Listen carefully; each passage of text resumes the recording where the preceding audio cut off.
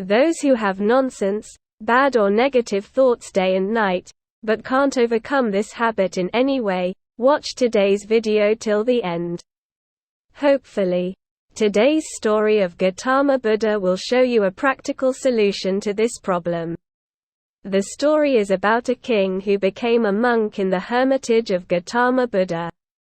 If he is a monk, he has to go begging for food according to the rules of the hermitage or ashram. So on the first day after becoming a monk, when the king was leaving to go begging, Gautama Buddha said to him, "You know nothing about begging. So you don't go begging today. Until yesterday you were a king. And today you are a monk. I understand that it is very difficult for you to go straight to begging right now. That is why I have asked one of my nuns to prepare your food every day. A few miles away from this ashram. You will visit her every day for meals." Instead of the king going to beg, the nun left for home. As he went, he thought, from now on, he will not be able to eat his favorite foods. There were so many beautiful dishes he liked. He would never eat them again. Because monks have to eat what they get by begging. And he became a monk by his own willing. However, while thinking about these things, he reached the nun's house. The nun was already told to cook food for the new nun. When he sat down to eat and the nun brought the food in front of him, the nun was surprised to see the food. All the food he liked to eat was cooked for him. Although he was a little surprised at first, he thought it was a coincidence. After getting the food of his choice, he ate it happily.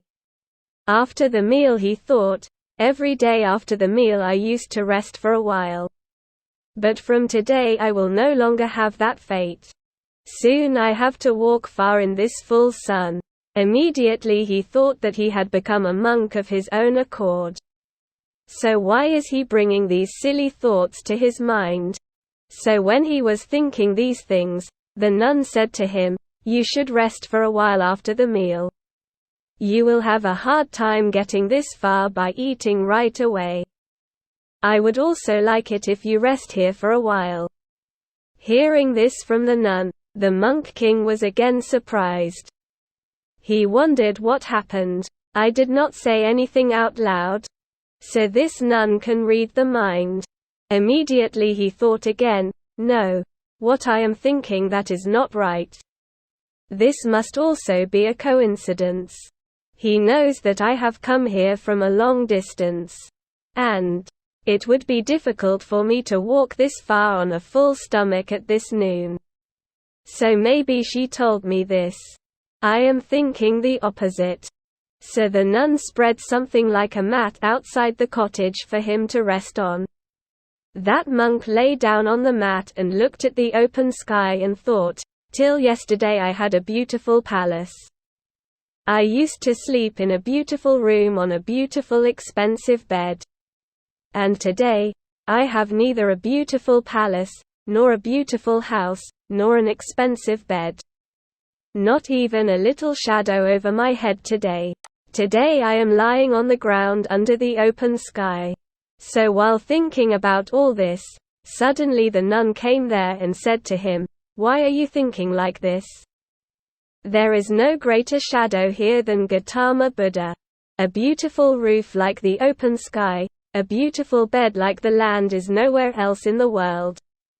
You don't get sad just thinking about the past." So, after hearing this, the monk immediately sat up. Now he can no longer accept the matter as a coincidence. He began to feel that this nun must be able to read minds. He asked the nun, "Can you read minds?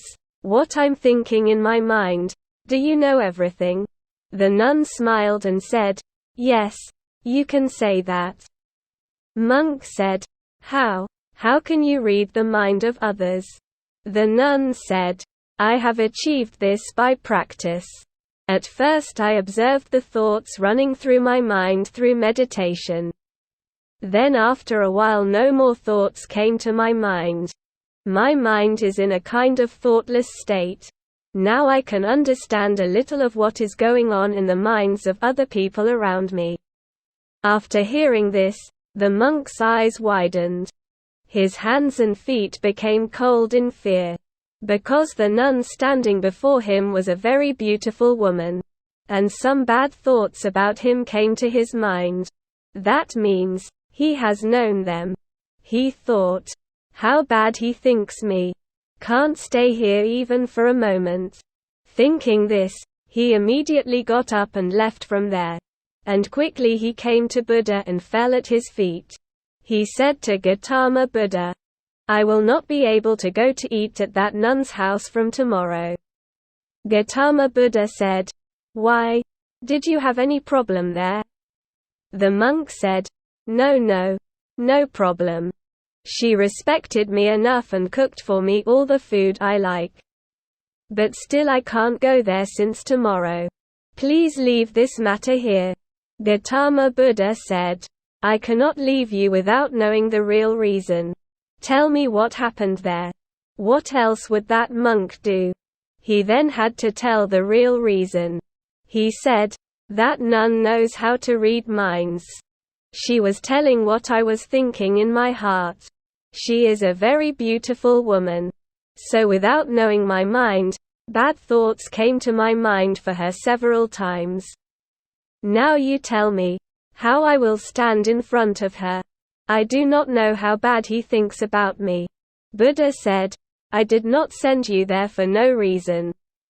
There is a great reason behind sending you there. So until it is filled, you have to go there. As long as I forbid you to go, you will eat there every day. And yes, from now and on when you go there, you will observe every thought that comes into your mind. What thoughts come into your mind every moment? Observe them very carefully. Don't try to stop those thoughts, don't try to suppress them. Do not think that certain thoughts do not come to you. Let the thoughts come alone and go alone. You will not sit on them. Your task is only one: to observe with full awareness all the thoughts that come to mind." So what will the monk do? As the Buddha said, he left for the nun's house the next day. Various thoughts kept coming to his mind. What did the nun think of him? How would he stand in front of her? These various thoughts started running through his mind. He had no recollection of observing Gautama Buddha's thoughts at the beginning of the journey. But as he got closer to the nun's house, he remembered it. He immediately became fully conscious. Fear slowly grew in his mind. He stood in one place and thought. From this moment on he had to carefully observe every thought in his mind. If any bad thoughts about that woman suddenly come, then immediately apologize to her.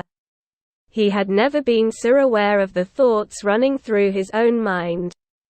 But since the nun could read minds when she was near, he became aware of what was going on in his mind at every step. He takes each step forward very consciously, entering that nun's cottage with awareness, even taking every breath with full awareness.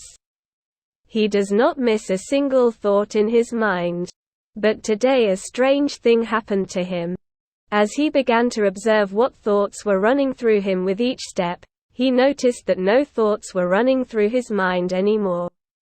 The more he tried to see, the more he saw what was going on in his mind. Everything was empty. No thought is there. He went to the nun's cottage, ate, rested, and began to observe the thoughts that came to him at every step. But surprisingly no thought came to his mind. He ate and returned to the ashram and said to Gautama Buddha, "O Buddha, today a wonderful thing has happened to me. As you say, I was observing the thoughts running through my mind with full awareness. I noticed that my mind was completely empty. No thought was created there. A couple of times during the trip I forgot to observe the thoughts. Then I noticed where many thoughts came from my mind. But as long as I was in the nun's cottage, and fully aware of my own thoughts. My mind was completely free of thought. Gautama Buddha said, "I have sent you there just to give this teaching." In order to eliminate the conflicting thoughts running through our mind, we must learn to observe them with full awareness. Don't try to hold them back, and don't even sit on them. They will go as they come. They should be allowed to come and go as they are. And if we learn to observe the thoughts in the mind with concentration, while doing the work, if we do it with awareness, then slowly the waves of thoughts rising in our mind will decrease. And by going to a stage, thinking will reach the quota of zero. So friends, from the story of Gautama Buddha and King, we find a practical solution to remove the nonsense thoughts running in our mind. If you notice, you will understand that almost all the thoughts that come to your mind come from the subconscious. But suppose, if you know that the person in front of you understands everything that is going on in your mind, then will you be so unconscious? Surely not. Then surely you will observe with great awareness what is going on in your mind. And this is the solution to this problem. It may not always be possible to do the work we are doing with full awareness. But we can try it whenever we remember that it should be done. I know it's normal for us to forget after a while. But when I remember again, I can try again for a while. And I can meditate for some time during the day. Our job is only to observe the thoughts running through our minds.